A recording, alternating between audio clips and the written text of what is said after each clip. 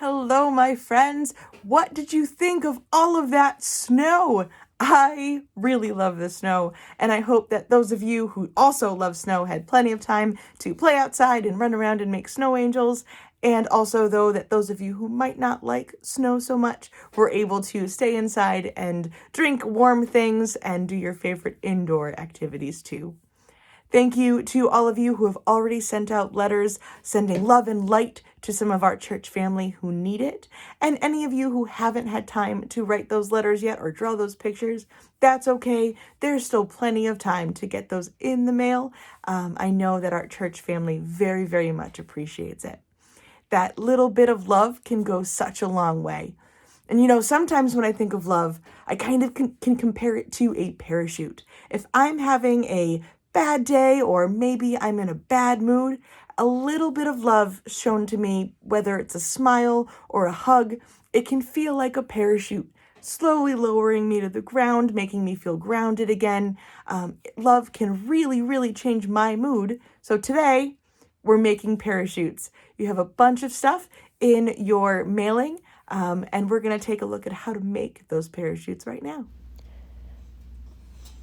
All right, you're going to take the materials from your package, and the first thing you're going to do is cut 12 pieces of string, about a foot each. So use a ruler to measure that out, and then we're going to start our parachutes. I thought it would be best to start with the coffee filter parachute. You're going to want to fold it in half to find what I'm calling the corners, and make little snips, just small little holes. We only need to get the string through there. And you're going to cut on both sides and then fold it in half the other way so that those two holes kind of meet up. And you're going to do the same thing, two little snips on both sides. So now we've got 4 little holes in our coffee filter. Next thing, take one of your pieces of string and you're going to thread it through the hole or one of the holes that you made carefully, and the ends can get frayed, but you'll get it. And then you want to tie a double knot in that. So one side is nice and long and the other side is really short as you can get it while still being able to tie a double knot. And you're going to do the same thing on all 4 little holes around the coffee filter. So like we've done in past videos, we're going to speed this up for a second. I'm using a different program than usual, mostly because of the snow. I can't get to my regular equipment, but we're going not quite as fast, but we're going pretty fast. Same kind of thing. We are just going through each hole, stringing the string, and tying a double knot.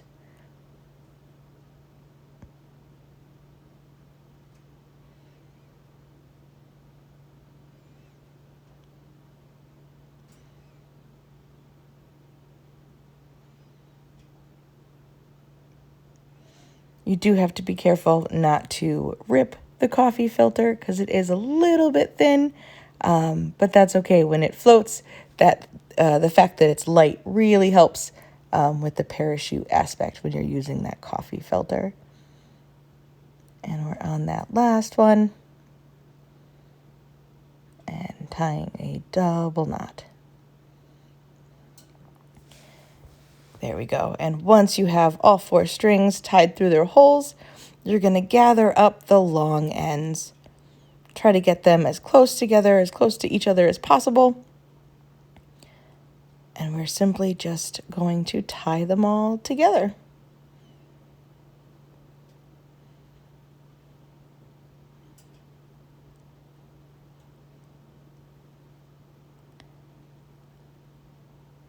There we go. And just kind of wrap it around itself to make one knot right at the end of all of those strings. Perfect. Nice and tight. You've got your little parachute there. And then you can go ahead and clip on your clothespin. And that one is all set. It is ready to fly. All right, next we're going to try the napkin. Now you can unfold it all of the way like I'm doing, or you can see what happens if you keep it all folded up. And you have plenty, so you can do it both ways if you want to as well. And we're doing the exact same thing with this napkin that we did with the coffee filter. You're going to cut tiny holes in each corner.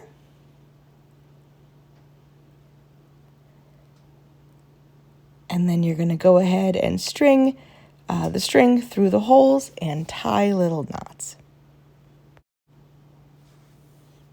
And we're speeding it up a little bit, but again, not too much.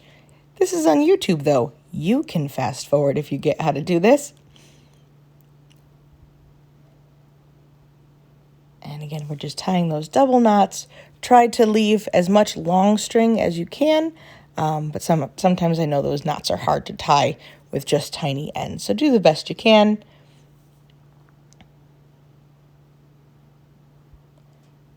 Second corner.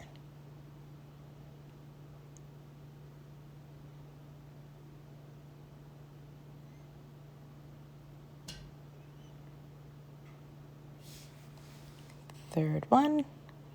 And just like the coffee filters, try to be careful not to rip it right away, so you can get some nice use out of it once it's done.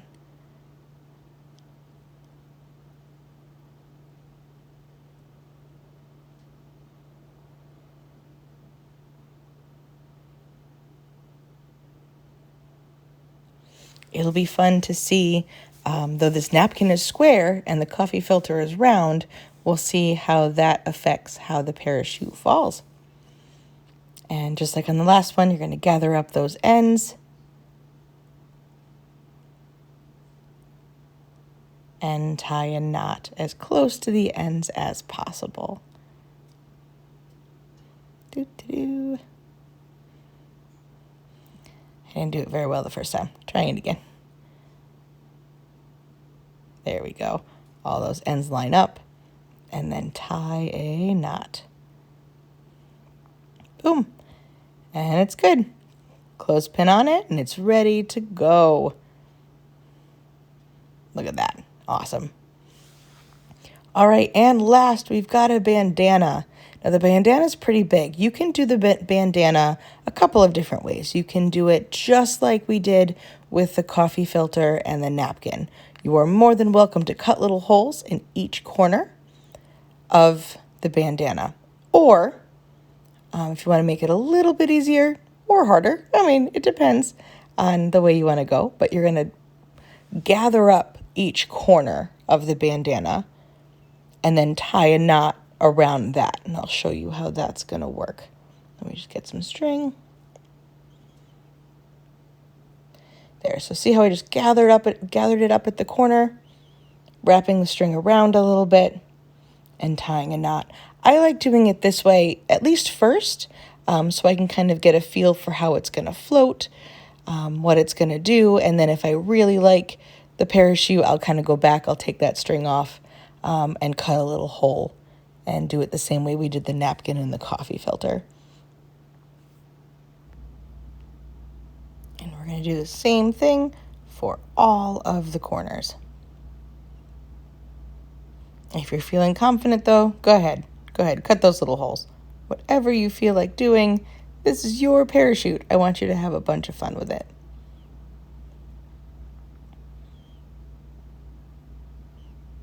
There we go, double knot there. Heading over to the third corner.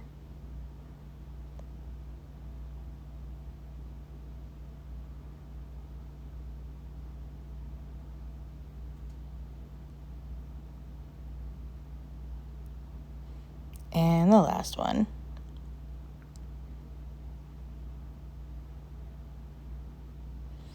And once you have this done, just like the other two, you're going to gather up the 4 long strings, make sure the ends kind of meet up, and tie a knot. This parachute will be interesting because though it's bigger, it is a little bit heavier. So it'll be really fun to kind of see what these different parachutes do with the clothespins. And you're obviously welcome to try to parachute anything you have at home.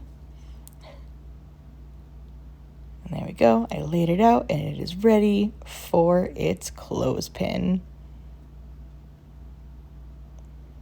Boop. And you can take those clothespins and you can decorate them however you want.